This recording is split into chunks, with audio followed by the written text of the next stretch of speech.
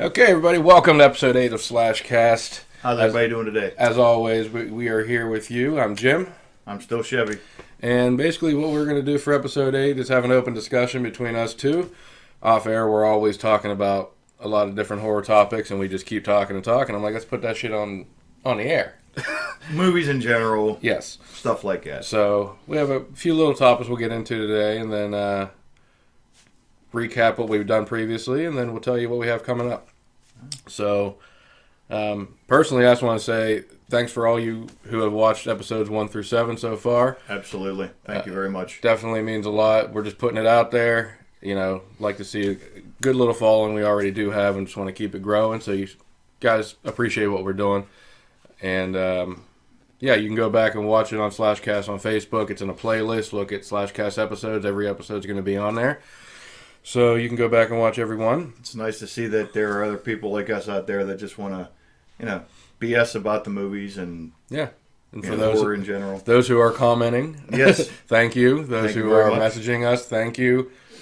Any feedback is good, and we appreciate you. Sold 2 more shirts. Thank you, Amy. Yes, Roland. Amy. Thank you. They'll be out. It's at the manufacturers right now, so those will be out to you soon. And A slow boat from China. high quality for us. And but yeah, that's the new design here. So feel free to check them out on our page. If you want anyone, let us know. But other than that, what we have coming up for this episode, like I said, is just going to be open discussion. I got a couple news stories to touch on with Nightmare on Elm Street, since we just finished that series, just to wrap that up completely. I read something too, and we probably both have the same thing, but does your news story have to pertain to Mr. Englund? Yes. Mm-hmm. I mean, vaguely. I mean, yeah, he has a lot to do with it, probably. Yeah, well, let's hope so. Yeah. I mean, he is Freddy. I read somewhere online along the lines that he is interested in seeing a prequel done, a true prequel done, and I don't know who they're going to get to write it now that Mr. Craven has, unceremoniously left out. Unceremoniously, that's kind of wrong. Yeah. He graciously left this mortal He did his duty, and he left his mark, and now we get to appreciate what he did, and now we just want to see it taken care of and made well. Exactly. Taken care of, but done right. Yes. Let's not. Yes.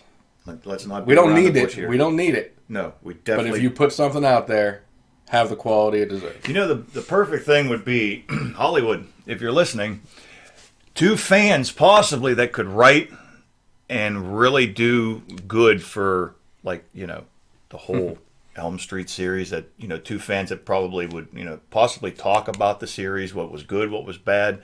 I don't know where you would find anybody. And just a thought. Now that I'm done mugging for the camera. I agree. But yeah, like I said, all I wanted to do, like I said, the fans don't need it. But we want something just because we're fans. Yeah. Don't put it out there just to throw it in our faces. Put it out there if it's a good product, and we're going to appreciate it. And the fans deserve it. There have been 1 or 2 really good fan-made origin stories for Freddy, and by God, I wish I could remember what they were, but look them up on YouTube, and I mean, some of them are very, very well done. We're talking way prequel, how he got into the trial and what happened in the trial and everything like that. It was were these movies, or what were they on? They were on YouTube. YouTube, okay. Yeah. I mean, like I said, fan films. Fan films, yeah. Just I saw something. I haven't watched it, but there's the trial, or no, the confession, and the that was one of them. I didn't watch it because the makeup just looked pretty bad. So I'm like, you could have bought this mask. Well, these fans don't have money like K&B special effects to go out and stuff like that. But I'm even just talking about the writing. Yeah. And actually, to some extent, the way they block scenes, the way it's filmed. There, you could tell that there was a lot of thought. It wasn't them going into it. Hey, I got an idea. We're going to do this in 2 hours. There was a lot of thought process in the writing, and it was good. Like you said, fan made, and fans make what they should. Yes. Fans make what fans want to see. Yeah, and we are all fans. We're not doing that for the money. We're not doing this for money. We do it because we love discussing the topic. Absolutely, and we love the genre. So, but yeah, just like I said, but we as fans, I think, would deserve a good prequel. Whether Robert comes back in it or not, Yeah. I'd like to see him, at least somebody give him the honor of some kind of cameo or an important secondary role. Maybe Freddy's dad. Maybe, how about this for irony? How about bringing Robert Englund back as the guy who starts the whole lynch mob? I mean, He already did that in Dee Snider's Strangeland. If you haven't seen that, he was part of a mob to go and kill Dee Snider's character, Yeah. Captain Howdy, which, the second you said that, I was like, Yeah. he did that already. well, he did it, but I mean, Yeah, but it would be cool. It Yeah. would be interesting to see him in some kind of role like that. 180 degrees away from being the killer. Yeah. He was the bad guy, so let's make him the hero or something. Someone had an idea about making him the lawyer in the trial. That would be another good point too. Yeah. That would be a good role. And then shout out to We Watched a Movie. Those guys over there, Mike and Jay, actually, one of the best channels on YouTube. Watched one of their last episodes, and they had a really good script idea for a potential reboot or not reboot, prequel origin type thing. So go over to YouTube and give them a shout out and check out what they had to say. Yeah. But the last thing I just want to touch on with Robert Englund would be the animated series and get your thoughts on that. He said he would be willing to voice Freddy for an animated series if they decided to do one. I don't think it's necessary at all. So I don't. You know what? I think animation. I'm sorry. I'm a kid of the '80s, so I'm thinking of sitting in front of the TV on a Saturday morning eating my Captain Crunch. That kind of animation. I don't know. I know it would be. Its preliminary audience would be horror fans, I guess. But when would you air it? What? Yeah, who would be where your would it demographic? be? Where would it be aired on? Who would even pick it up? Would it be a Hulu thing? Would it be a? It would have to be. It would be a streaming service. Yeah, it would have Netflix, to something be. like that. Netflix Not has a lot saying of it would be animated a- stuff.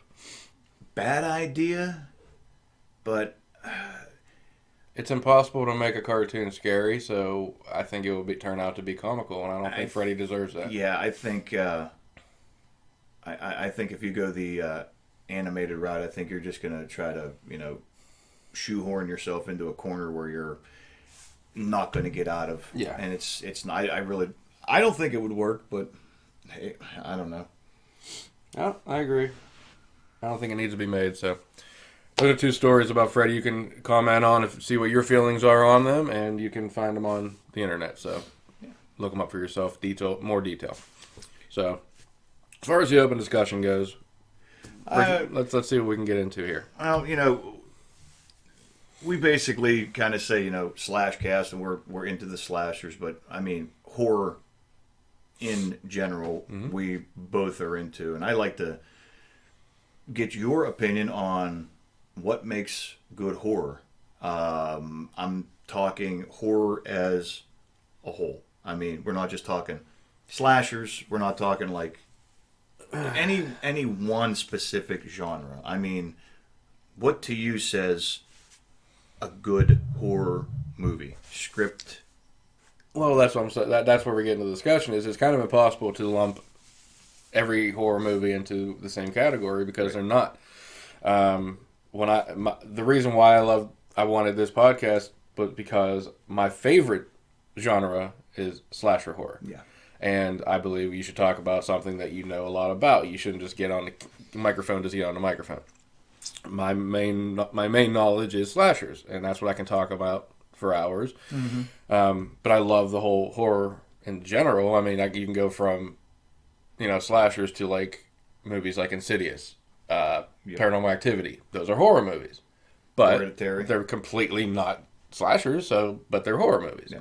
And that's where you get into subgenres. Supernatural horror. You get horror thriller. You get slasher horror. You get suspense horror. You get whodunit horror, which is more like technically Scream is a whodunit horror, but it's a slasher. You know what I mean? It's a what slasher?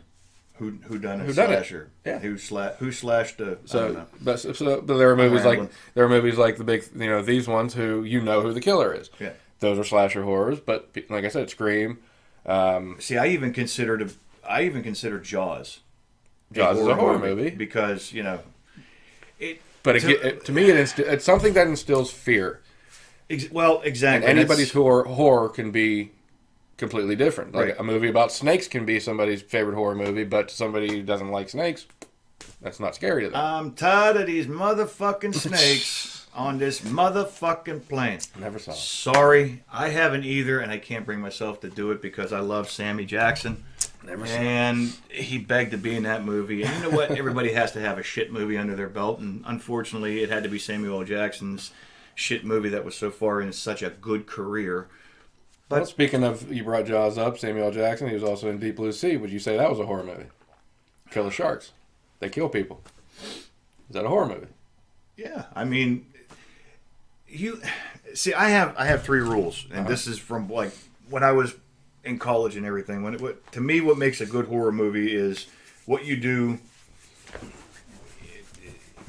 what you basically do in how you write the script. I mean, if you don't have a good script, you can have $1 million special effects. You can have the greatest actors in the world. If you don't have a script, you don't have anything. But for me, when you're script writing, you need to really do a good focus, a personal focus on characters, the characters in the movie, the is it protagonists? Mm-hmm. Yes, the protagonist. I always get protagonists and antagonists.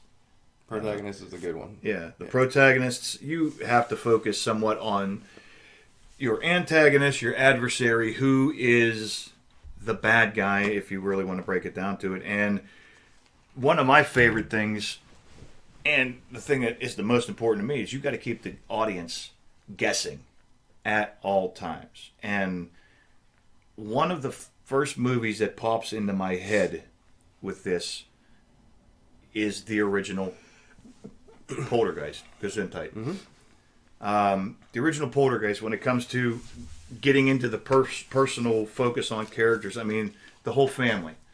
I mean, you see them at breakfast, and this is going on, and they're putting a pool in and having, you get to know the family, you get to know their routines, you get to see Craig T. Nelson's going to work, what he does, the mother, Jo Beth Williams, she's kind of a housewife.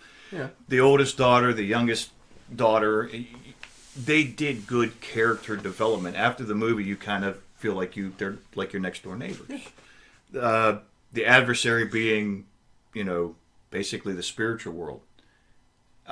What's going on? It starts off real slow. We got the chairs and Carol Ann sliding across, trying to... Basically, the thing is to get them out of the house because it's considered the center of everything. Mm-hmm. That movie, when I first saw it, had me guessing. And it makes you sympathize with the character. Absolutely. Which keeps you tuned in to what you're watching. It doesn't make you want to see what's going to happen. And you see the house and you see what's going on, and Spielberg, in my heart, kept me guessing through that movie because, like I said, you had the chairs at the beginning, and then not too long after, Carol Ann disappears. Holy shit. Okay. Well, we go from entity stacking chairs and sliding the girl gleefully across the kitchen floor to poof, she's gone. And then it's just, okay, what the hell's going to happen next? Yeah. The guy tearing his face off. Yeah. I mean, every single thing just led up to what the hell was going to happen next, what's going on. And I felt that as a horror movie, just as my example, because it just popped into my head, is the way to go about it. And I think some of these horror movies nowadays, including some of the ones that we've reviewed with the Elm Street, it was just, let's just see how much money we can tap out of this. Yeah. And it was not an emphasis on the audience. It's, here you go. There's Elm Street 4. It's kind of what anything else was. And, just give us trying. the cash. Yeah, they don't try anymore. Yeah. And it's more about what can we get out, how much can we make from it. And it's starting to get a little bit better. I think so. I've always joked around, and this is my last point so you can chatter for a while. I've asked you before, I can remember 10 years ago, 12, 15 years ago, whatever, watching TV and seeing a trailer come on. And it doesn't necessarily have to be for horror. It could be anything, comedies or dramas or something. And it just completely stopping me in my tracks, and I'm sitting there watching it. Oh my God, did you see the new trailer for, this? Yeah. Or did you see the new trailer for this? And I could not wait till it came out in the movie theaters. I mean, we're talking, anything. It just doesn't happen to me anymore. There's nothing, unless I have been a fan of it for a long, long time. Yeah. And oh my God, they're finally starting to come out with this. Which is where I'm at right now with the new Halloween, because everybody right now is, when's the new trailer coming out? When's the new trailer coming out? And I'm like back to thinking that way. Like, okay, 2018, that came out, they put a trailer out around June, so are we going to get the new one around June, or are they going to do it earlier? So now everybody is online talking about that. So, and another thing that I said, it's getting better, I think, because people who were kids in the 80s, in the early 90s, who know what we loved as horror, right, are now older and maybe are in charge of things. So I think maybe we're at the backspin of, we're going to get back to what we really love, because those people are now the powers that be that have control over it. Well, yeah, our generation of the 80s, you can see that also in merchandising too. And I'm not talking about horror merchandising. I'm going to derail just a little bit. But those Funko Pops, yeah, absolutely, you can't stop those things. Absolutely. And the people who came up with that idea in that company have got to be of our generation going, look, we can make these funny little things, and we can do horror movies, and we can do The Breakfast Club, and we can do video games. I think damn things need to be stopped. He's in his mid to early 40s. I saw an interview with the guy. Somebody needs to do a horror movie about Funko Pops coming to life and doing something and kill the evil. Is it Puppet Master? It would kind of look like them little shits running around. Remember the damn the sharp, spinny head? Sure. The drill head? That was fun. I love those movies. I like that movie too. Those are pretty fun movies.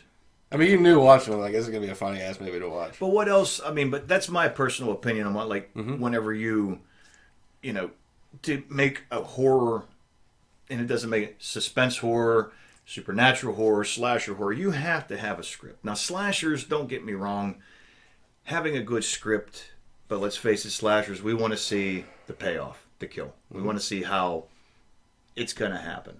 I mean, but for other genres of horror, you have to have somewhat good script writing. And like I said, Poltergeist popped into my head because it was phenomenal. I really thought it was a great movie back, and I still, to this day, it is a great movie. It's still, which is why they remade it, probably. But unfortunately, I didn't watch it anyway.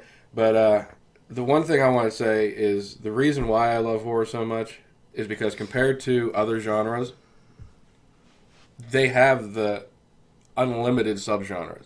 Oh yeah. To where you can be a great horror fan, but maybe you don't like slashers. You like more supernatural, or you like more, jump scare type horror. Like for other genres, comedy, action, they're set. A comedy, you have to be funny. There's action, you have to have blow up, kill, action scenes and all this shit. Get to the chopper. Horror, it's so broad. Yeah. And I think that's what makes it such a great genre, because it can make so many different people happy by watching different types of movies. You even bringing up comedy. I mean, okay, the scary movies. And there even is a horror comedy genre. Yeah, I was just getting it. You had the scary movies, and the first two, I really thought they were great. They spoofed stuff so well. I just watched a scary movie too the other night, 2 nights ago. They spoofed everything so well, but they did a good job. I mean, it wasn't don't put me out. I'm getting high as a motherfucker. It wasn't exactly way good horror movies, but shout out to you, Brian Boswell, for this one. Student Bodies. Me and Brian used to watch that constantly, and that is one. I think the first, I don't know if I could be wrong, but I think it's the first comedy horror movie, but you actually had a killer. But it was taking place in a high school, and people were getting killed with horsehead bookends. He brought this up to me last year, And as soon as I went home, I watched it. It's on my timeline. You can go back a year on my Facebook page and see that I'm watching it. Good. And I texted you right after. I said this was hilarious.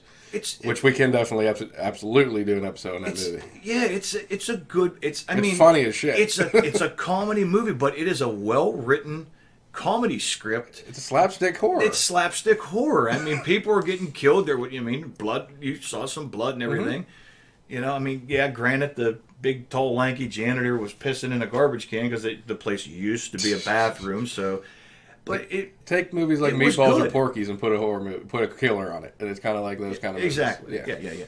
I'll give you Porky's in that. Okay. I mean, yeah, but it was funny, and that's what I'm saying is I watched that as a horror movie because it's about a killer, but I'm laughing while I'm watching it. That's what I'm saying. The genre can hit so many different points in your brain, and I think that's what makes it the best genre of movie making.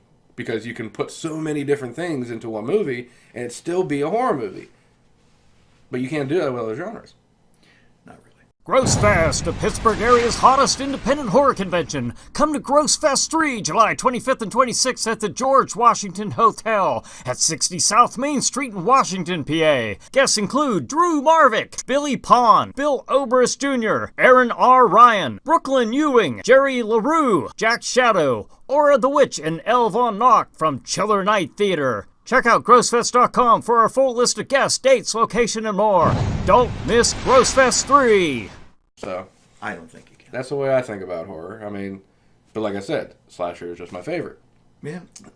But I've seen them all. So, other than that, yeah. I mean, what would be your favorite movie today? Like maybe within the last 10 years that you could say even compares to anything old school. Do you have anything that comes to mind? I mean, I have a lot, but I've seen a lot of horror. I'd have to think about that. Why don't you? Okay. Or like movie, like one of the ones that I sent to you would be the Leslie Vernon movie.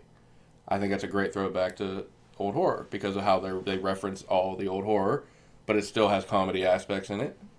Documentary style. It's shot very differently. I'm trying to think of what. The Hatchet series that Adam Green created with Victor Crowley. He created a whole new killer with Kane Hodder again, but it's a series now. 4 movies, same killer, same protagonist, Mary Beth. It's a great horror series, and it's a throwback to horror because he is of our mindset. He's a fan who made a horror movie. And the fact is, he had a lot of contacts, and he was able to get Robert Englund in the original. He got Kane Hodder to play the killer. Yeah. And, the kid from Blair Witch Project was in the original.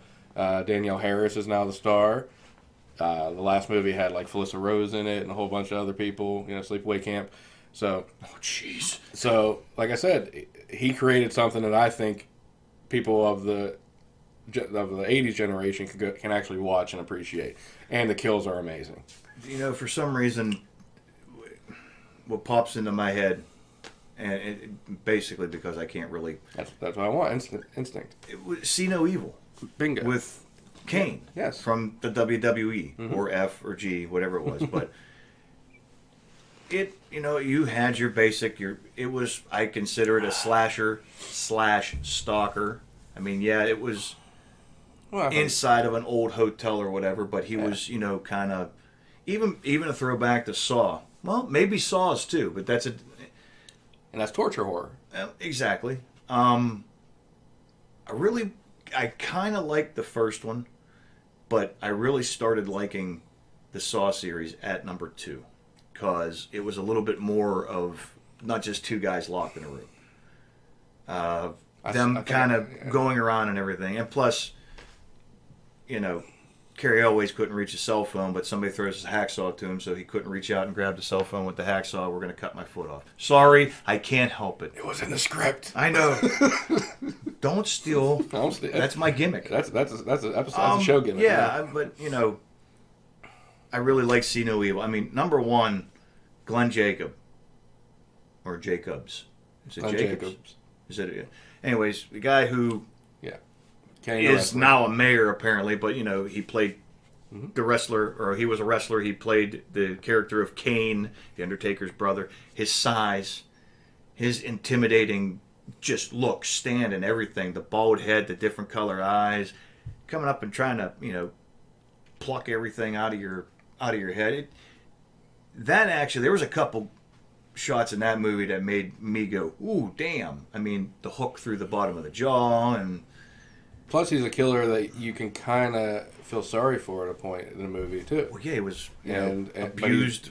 But I'm saying you can feel sorry for somebody who's ripping people apart, basically.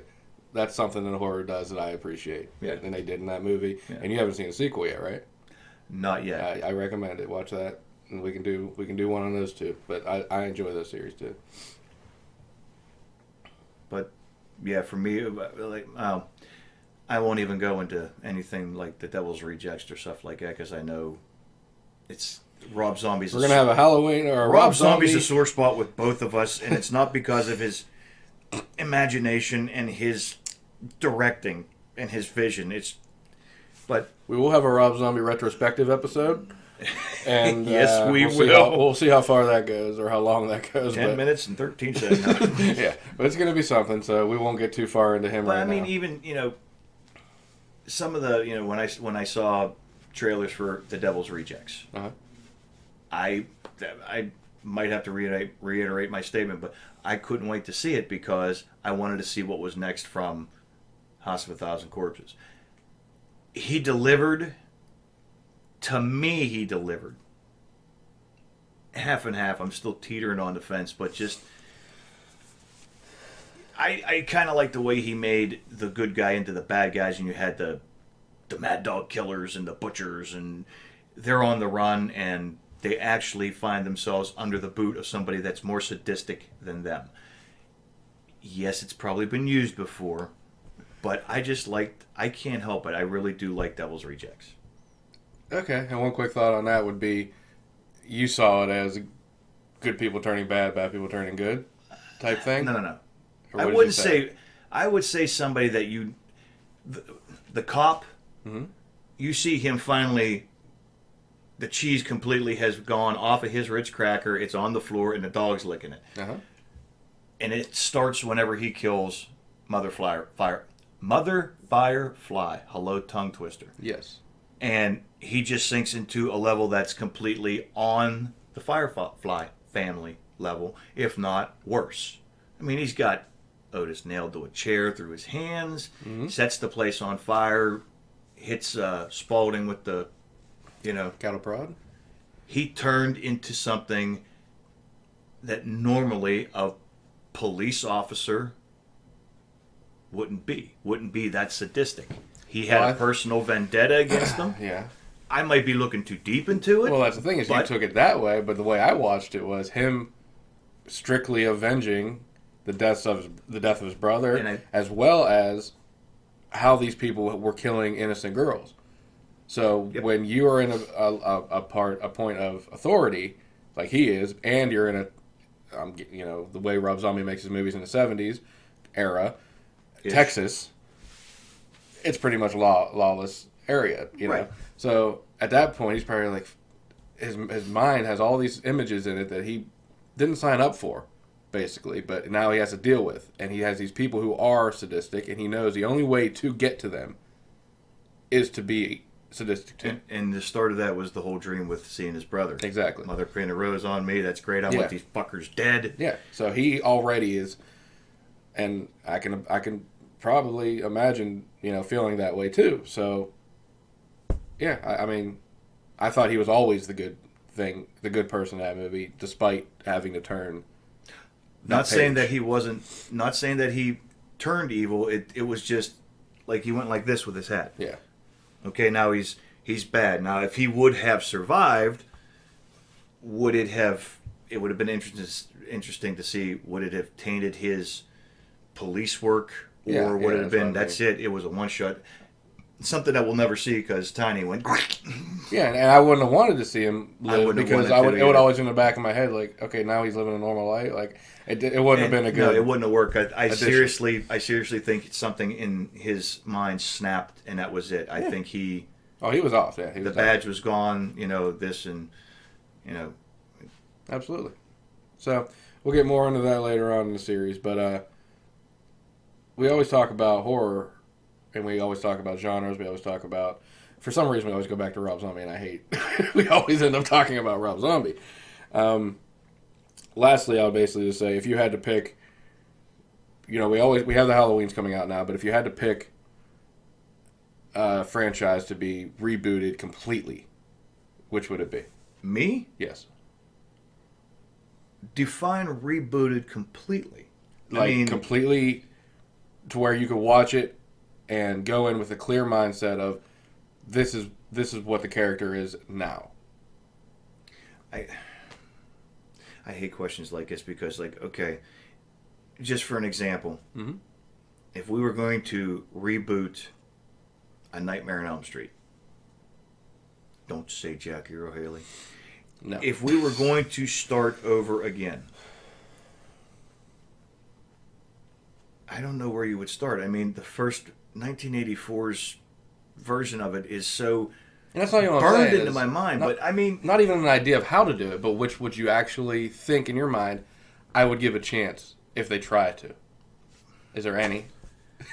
What hasn't already been remade or whatever? I mean, we've already got the Elm Street. They did Friday the 13th. We've got Halloween because we talked about Rob Zombie, but Halloween they did Texas Chainsaw Massacre. I mean, how about this? You tell me what you want because my opinion on it is I don't want to see anything rebooted.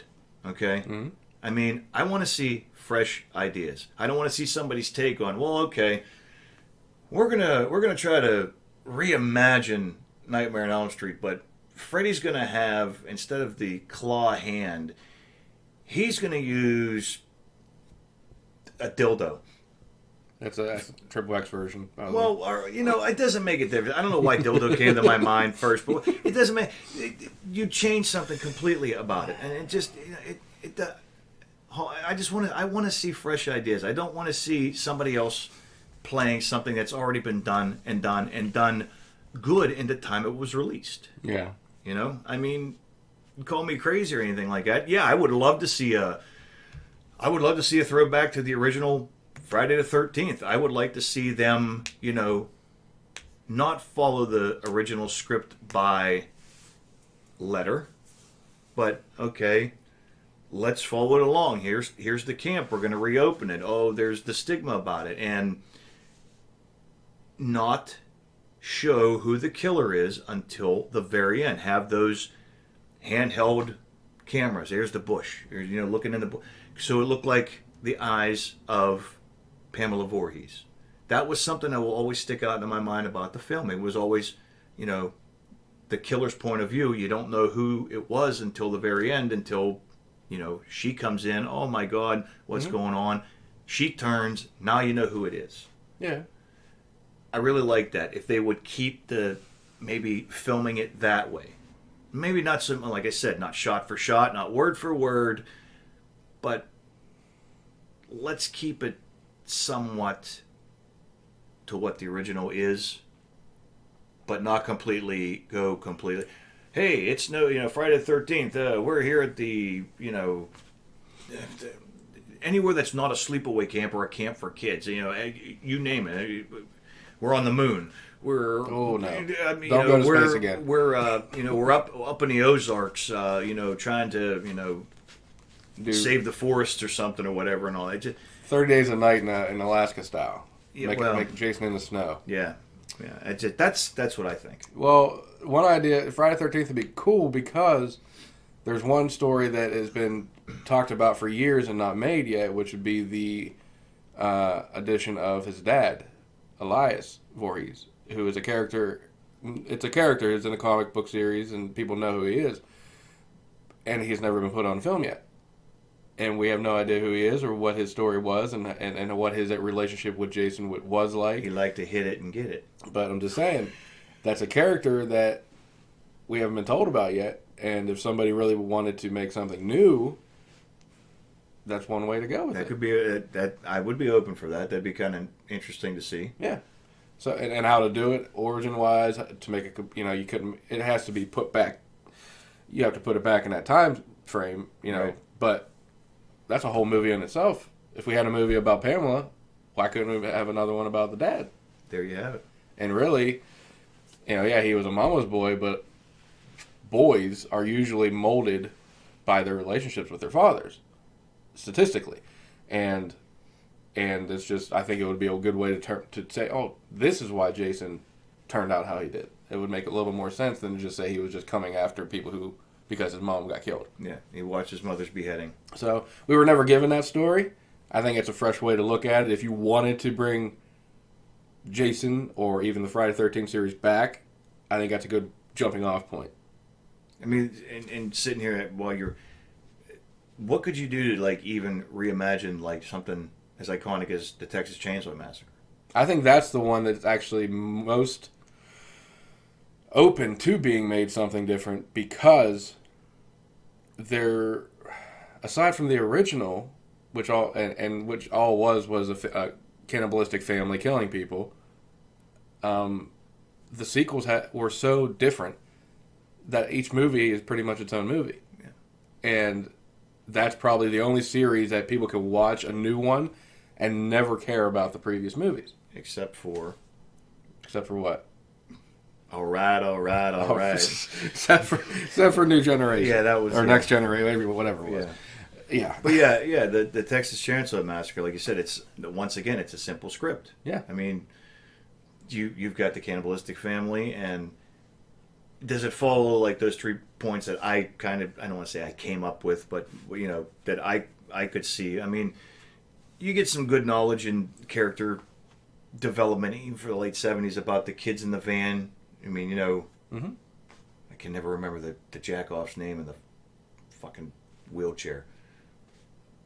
Oh, yeah. Just how whiny and wishy-washy and that, and yeah, it would be interesting to see them do something with that. I mean, we had Texas Chainsaw the beginning with what was his name, Brian Arsky, or the one that had R. Lee Ermey in it. Oh yeah. I mean, see, and I didn't mind that. I didn't mind him either at all. I didn't mind him either, but I really got to find out what the fuck his name was because it's bothering the shit out of me. I know it's on the tip of my tongue. It's Brian something Ski. I know it's. Oh no, I'm talking about the wheelchair dude. Oh. Brian Arlo Rinsky or something like that was the guy who played Leatherface. And he was. And the only other place I ever knew him from, if I'm not mistaken, I think he played Max Schreck's son in Batman Returns.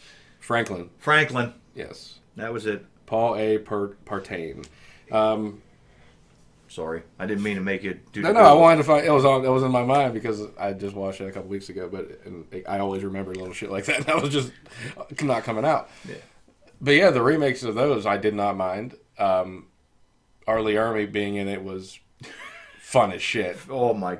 And then when you saw especially because they made the original with Jessica Biel, the remake, mm-hmm. and then the next one after that was the New Beginning with R. Lee Ermey, but you got the prequels to that story. Mm-hmm. How he wasn't really a sheriff and how he actually had that. Yep. So I thought those two movies alone were actually really good installments in the series. So if you could watch like the original 74 and then those two, I think you would think, wow, this is actually a pretty good series. But if you throw in all the other ones, it loses a little steam, I think. Well, once again, I will love Texas Chainsaw Massacre 2 until the day I leave. Well, I mean, it's freaking hysterical. Dennis Hopper's great in that. I'm not even talking about Hopper. I'm just talking about Bill Moseley. His over the top. Yeah. Whoa, yeah. He cracked me up in it. Yeah. I don't like the way they kind of portrayed Leatherface in it as kind of sort of falling in love. They made him like a really dumbass from the first one. But, I mean, it was a different take on the character. It might have, actually, to be honest with you, it might have been a whole different person, Leatherface. Who knows? You could be anybody underneath that. But that's the thing, too, is at that point, he is like a stunted adult. Yeah. And mentally. Yep. So he sees, maybe in his mind, he's, 12. See a hot chick who, I'm sorry, but I loved her in that movie. I thought she was hot as hell. With little booty shorts and stuff. Oh, yeah. Stretch. And Caroline Jones. Caroline Jones? Caroline. Is it Jones? Can't remember. But I don't want to say it wrong, so I won't say anything. You can look that one up. And like I said, I think if you're 12 and you see her, like you said, the scene where he's chasing her and he's almost got her, and then he sees her legs and he's looking at her and he starts licking his lips and shit. I could see, okay, yeah, he's a prepubescent, mentally stunted adult. Yeah. Okay, I get it. He doesn't want to kill her because she's hot, and he wants to do more with her besides Caroline kill her. Williams. I'm sorry. That's it. I think it was Jones. And oh, wow, who the hell was Caroline Jones? I don't know. Look that up. Let us know. And it might be more tissue from the original Addams family. Could be. I don't know. But other than that, like I said, yeah, it was, I get where they went with it. Yeah. So it wasn't crazy to me, but I see Leatherface as he's basically the bitch of the family. They tell him what to do. They can smack him in the face. No other killer can do. You can't do that to any other killer. I'd like to see him snap one time, though. It'd be kind of interesting. But then one of his own family members. I mean, just out of pure. And they know they're afraid of him because they know what he can do. But they also know that mentally, 6'8" maniac running with a chainsaw. Yeah, you're gonna. Wow. But like I said, I think getting deep again. That's what I'm saying. That franchise has not been done justice. I think that not it since can the first be. One. And we can go into it. The fact that we can go into it tells you that there is something there. It's not something that we're just going to dismiss as nothing. And I mean, this might be a good idea for another open mic kind of discussion thing, but I just plant a little brain in there, a little seed in your brain. But you think about it: Elm Street, the original Elm Street, the original Friday the 13th from 1980, the original Texas Chainsaw Massacre, the original Halloween. Those 4 movies that I named right there were filmed. And in my mind, at the end of all 4 of those, that could have been it. Completely and utterly, that's it. Here's your Halloween. It was a movie done, one and done. Same with Elm Street. The same with, especially Friday the 13th. The ending, then he's still out there. Mm-hmm. Well, that would just let your imagination run with you. What happens? Well, this is what happens. And then instead of the next year coming out with, here's number 2, have people talk. And, when fans and people talk of movies, you cannot tell me Hollywood doesn't hear it. There has to be ears out there. And especially gathered, now. Well, especially now, right? But gathering little information. Okay, well, listen. It's been 3 years since we've made Friday the 13th. And I've been hearing chatter on your head. Well, what happens if this? Well, what happens if what happened? Just and put it all together and come, and say, okay, well, we've got all these ideas. Let's try to put something together without saying, hey, fans, what do you want? I mean, which would be nice, but you can't run Hollywood that way. No.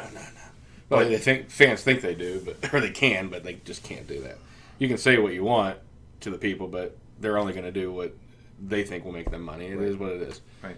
But take a look at the X-Men movie. Anyway, those got off the rails. Those got off the rails after a while. You look after number 1. Yeah, probably. But I'm pretty much. I'm good with this one. But I'm pretty much good with this open mic. I'm kind of comfortable with this one. Yes, we will get. I mean, like I said, I just wanted to see where the conversation went, and then it will stem to a next one, so we can actually, like you said, plant a seed.